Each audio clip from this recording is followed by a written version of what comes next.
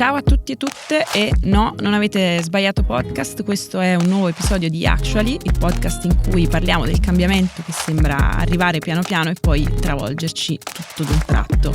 Io sono Luna e per questa volta mi sono intrufolata nel regno dei due ricchi per una puntata speciale, non tanto per la mia presenza ovviamente, quanto per quella della persona che è seduta qui a fianco a me, ovvero Wopke Hoekstra. Spero di aver pronunciato bene questo nome olandese difficilissimo.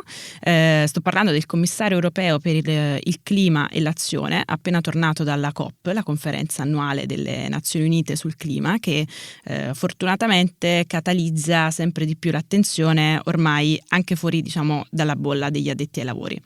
Come forse saprete, quest'anno per la prima volta gli stati si sono presi l'impegno di lasciare progressivamente tutte le fonti fossili, una decisione storica che inizia a farci intravedere un po' una traiettoria verso il cambiamento, e appunto il commissario europeo si trova qui a Roma per discutere dei risultati della COP28 con rappresentanti nazionali, ambasciatori e ambasciatrici italiane in occasione della conferenza annuale organizzata dalla Farnesina.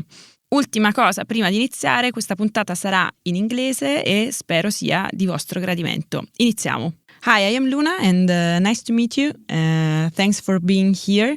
As you said on Instagram, a lot has been done, but there's a lot more to do. Exactly. I know that you're just back from COP, the Conference of the Parties, and the first question I would like to ask you is, the Europe was among the 120 countries pushing for a final tax, which explicitly aimed phase out from fossil fuels, and in the end, a compromise was reached on a different formulation, transitioning away.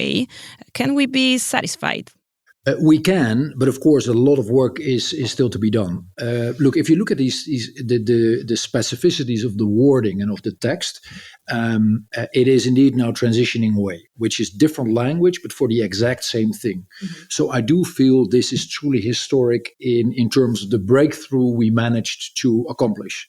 Having said that, climate change and therefore also climate action will be with us for the next couple of decades. And, this, what we have now put on paper, mm-hmm. is only paper if we do not implement it and make that into a reality.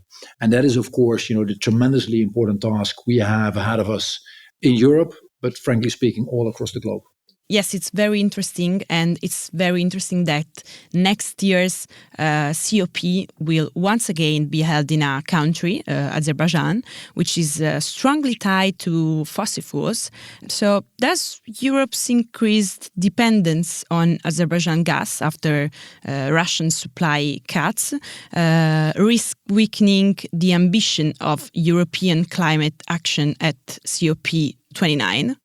Well, the most important thing is that wherever we are, we have to deliver. And there was a lot of criticism, there was a lot of talk whether Dubai was not or would not or would be the right location.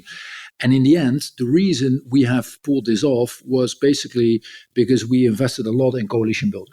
Okay. And so we really were very organized as Europeans, but we also managed to build coalitions with our friends from the small island states in the Pacific and the Caribbean, with our friends from Latin America, with our friends from Africa, from Asia, North America, the Middle East, basically assembling a coalition of 120, 130, 140, 50, 60 people, countries, I should say, that were in favor of more action.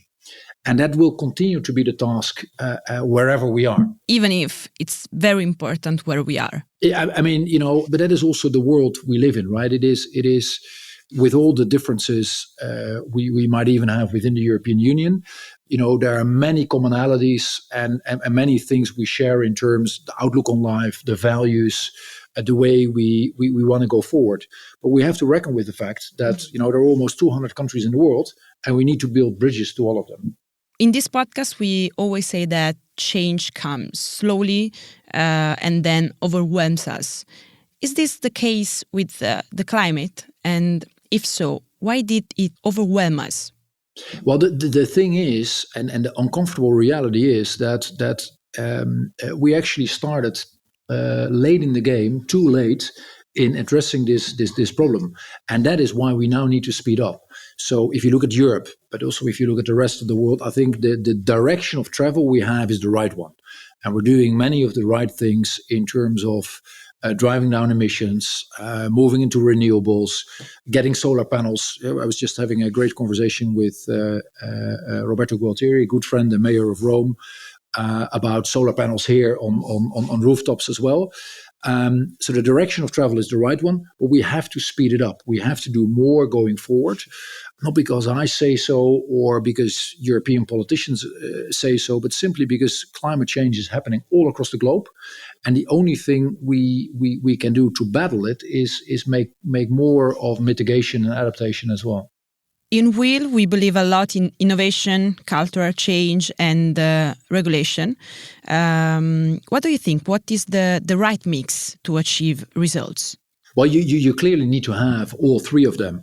I guess the difficulty here is, compared to any other negotiation I've been into, you cannot argue, you cannot compromise with science. Like the same, you and I cannot. I mean, we cannot compromise with gravity when we jump out of a window. It is there, and it will hit us, and that is the same with climate change, and therefore we need to speed up our actions. But you're absolutely right. This is a combination. We need to tackle it with a combination of things in terms of our behavior, in terms of innovation, and the power of innovation is absolutely tremendous. And maybe to your point, that change sometimes happens slowly, but then immediately speeds up, is something we also recognize from our own lives.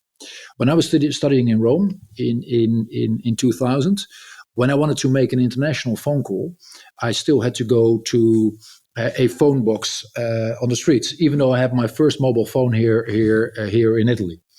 And now we all walk around with this thing that basically took us by storm, and everyone adopted in a couple of years to a mobile phone.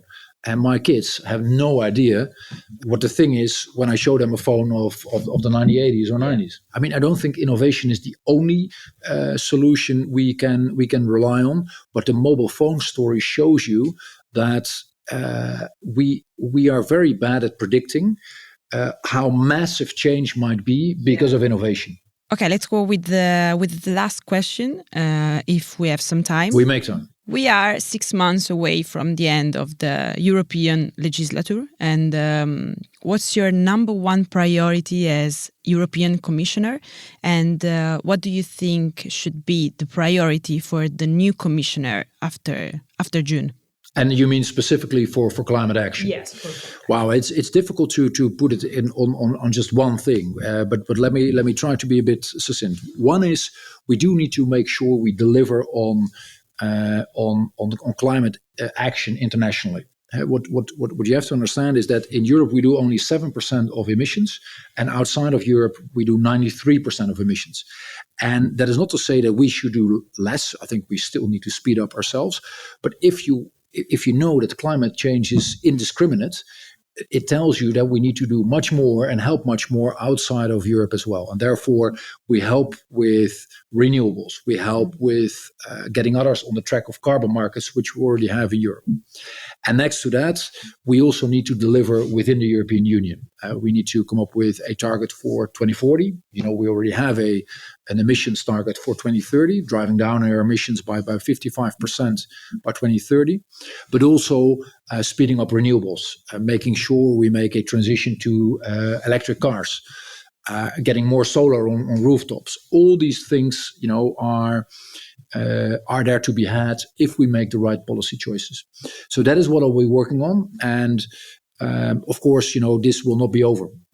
Climate action will stay with us for at least the next couple of decades.